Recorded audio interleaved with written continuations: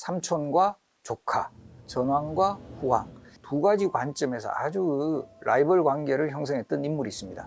바로 이 단종과 수양대군의 관계인데요. 결과적으로 이 단종과 수양대군의 갈등은 정도전과 이방원의 왕권이냐 신권이냐, 그 갈등의 어떤 면에서는 제2탄과 같은 그런 모습도 보였다.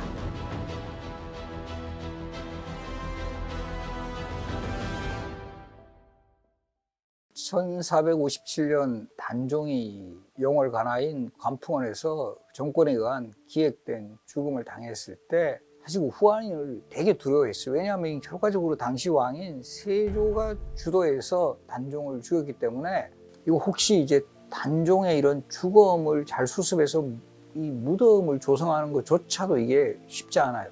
단종의 죽음이 방치되어 있었을 때 당시 영월 그 향리였던 어몽도라는 인물이 한밤중에 몰래 시신을 거두어가지고 이 산속으로 이렇게 가다가 노루 한 마리가 있는 곳을 발견하고 이곳에 단종의 시신을 묻은 것이 지금은 이제 영월의 우리 장릉이라고 하죠. 어려웠던 상황 속에서 위험을 무릅쓰고 영월 호장 어몽도가 그래도 이제 시신을 잘 수습해서 단종의 무덤을 이제 조성을 했기 때문에 결과적으로 지금의 이 조선 왕릉으로 이제 하나로 남아있죠. 그래서 이 단종이 이렇게 영월에 유배된 후에 이곳에서 돌아가셨기 때문에 현재 조선 왕릉 40기가 유네스코 세계유산으로 지정이 되어 있거든요. 현재 조선시대 왕릉 중 궁궐에서 가장 멀리 떨어진 또 왕릉이 바로 이제 영월에 있는 장릉이다. 이렇게 또 이해를 하시면 될 것 같습니다. 그래서 아무래도 이제 단종이 당시에는 유배된 그 상황에서 시신을 수습해서 조성되었던 무덤이었기 때문에 속물도 되게 간소하고 공간이 특히 보면 상당히 좀 왕릉으로 자리 잡기에는 좀 미흡한 이런 모습을 보이고 있어요. 왕릉에 이제 훗날 이제 그 숙종 때 단종이 복권되면서 왕릉으로 제대로 자리를 잡게 되고 그 후에 그 어몽도의 병력각이라든가 또 이 단종을 위해 또 목숨을 바쳤던 사람들의 위패를 모신 배식단 등 이 다른 왕릉에서는 또 찾아볼 수 없는 건물들이 또 남아 있거든요. 세조에 의해서 비극적인 최후를 마친 단종, 우리 나이로 17살이었어요. 어린 나이에 단종이 생을 마감했기 때문에 단종이 오랫동안 왕으로서의 그 인정을 받지 못해요. 그 왕자 시절의 호칭인 노상군으로 이제 계속 강등된 그런 상황이었거든요. 조선시대에 이제 폐위된 왕들은 왕의 호칭에 조나 종 대신에 군으로 불리거든요. 연산군, 광해군. 바로 우리 단종도 한 200여 년간은 노상군으로 이렇게 불려졌고요. 조선시대 왕을 중심으로 한 왕실 기록을 실록이라고 하는데 태조실록, 세종실록, 이 쫓겨난 왕들은 일기예요. 연산군 일기, 광해군 일기. 그래서 이 노상군 같은 경우도, 단종 같은 경우도 한때는 노상군 일기였는데 노상군이 이제 단종으로 명예가 회복된 후에 단종실록이 된다는 거, 이것도 알아두시면 좋을 것 같습니다. 단종이 왕으로 인정받지 못하는 것은 이게 좀 문제가 많다는 생각은 해요. 우리 연산군이나 광해군은 반정으로 쫓겨난 왕이기 때문에 그래도 뭐 연산군, 광해군의 호칭이 뭐 당연하다 생각을 했는데 단종은 뭔가 아닌 것 같다라는 생각을 하면서도 이게 복권을 제대로 못 시켜요. 왜 그럴까요? 세조가 상당히 이상해져 버린다. 왕위 계승의 흐름도 다 세조의 후손들로 쭉 이어지는 이런 형태다 보니까 단종의 복권은 곧 세조에 대한 위상을 약화시키는 이런 부분 때문에 이게 한 200여 년 정도까지 단종의 복권이 이루어지지 못하다가 이 숙종 때인 1691년 사육신의 관작을 회복하고 이들을 국가에서 제사를 지내도록 하는 특단의 조치를 취하게 됩니다. 그리고 여기에 하고 또 맞물려 가지고 단종의 복권이 이루어지게 돼요. 그래서 결국 단종이 복권되면서 왕의 묘호도 이제 단종, 그리고 무덤도 장릉. 단종의 부인이 누구죠? 정순왕후. 나중에 이제 정순왕후도 단종이 복권되면서 1698년 정순이라는 시호를 받게 됩니다. 그래서 이 무덤 이름을 정할 때도 이때는 노상군 부인묘라고 그랬어요. 어디에 조성되냐 하면 지금도 남양주시 진건읍에 가면 이 사릉이라 해서 정순왕후 무덤이 있는데, 그래서 이곳에 이제 무덤이 조성됐다가 나중에 숙종 때 사릉으로 승격이 되는 과정에서는 이렇게 먼 거리에서 정말 남편을 오랫동안 생각했을 것이다 라는 이런 의미를 담아서 사릉이라고 했다라는 거죠. 이 당시의 실록에서의 그 논리가 상당히 좀 주목이 돼요. 어떤 표현을 쓰냐 하면 당대에는 난신이었지만 지금 현 시점에서는 충신이다. 이런 뜻을 숙종이 분부를 내렸다. 그리고 또 이것이 되게 흥미로운데요.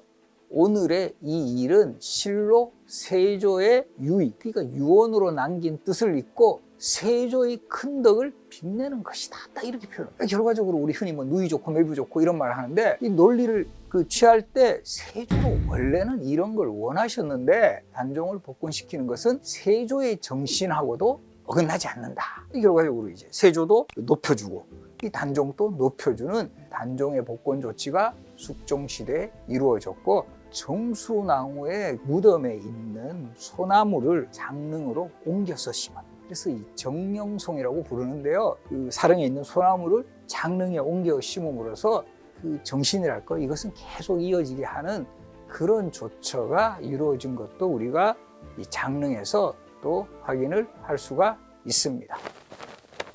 그래서 우리가 이 정수나무의 삶도 애잔한데요. 단종이 17살 때 유배되었다가 처형당하고 폐위돼가지고 정말 뭐 정신적으로나 육체적으로 아주 힘든 생활을 했을 겁니다. 그래서 이 정수나무를 기억하는 공간들이 또 서울에 또 많이 남아 있어요. 창신동 쪽에 가시면 자지동천이라는 그 샘물이 흐르는 모습들을 우리가 확인을 할 수 있는데 이 자지동천은 이 정수나무가 이곳에 살 때 그래도 생활은 해야 될 거 아니에요?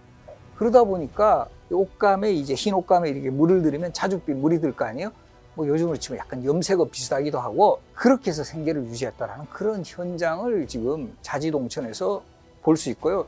또 아무래도 워낙 이제 마음이 허전하고 이러니까 그때 이 비구니 사찰인 정업원을 또 찾았다. 그래서 이 자지동천 근처에 보면 정업원 국이라는 또 이런 표지석이 남아 있고요. 정수나무가 보면 그 산에 올라가지고 또 단종을 그렸던 그런 그 흔적들도 볼 수 있고 또 반대로 이 단종은 그 한양에 두고 온 부인 정수나무를 그리면서 이제 청룡포에서 쌓았던 돌탑 망향탑이 있고 그래서 이 서로 이렇게 떨어진 후에도 단종과 정수나무가 서로를 그리워하며 살았다라는 이런 흔적이 있습니다. 단종과 이 수양대군의 이 라이벌 관계에서 우리가 확인할 수 있는 것은 결국 수양대군이 개의정난을 일으켰던 가장 큰 명분은 뭐냐면 왕권이냐 신권이냐 이 대결 구도에서 이 왕권을 확실하게 확립하겠다라는 이런 것이 가장 큰 명분이었어요. 조선 초기에 정도전과 이방원의 갈등 구도 속에서 신권 중심주의자였던 정도전을 제거하고 왕권 중심주의자인 그 이방원이 결과적으로 이 승리하는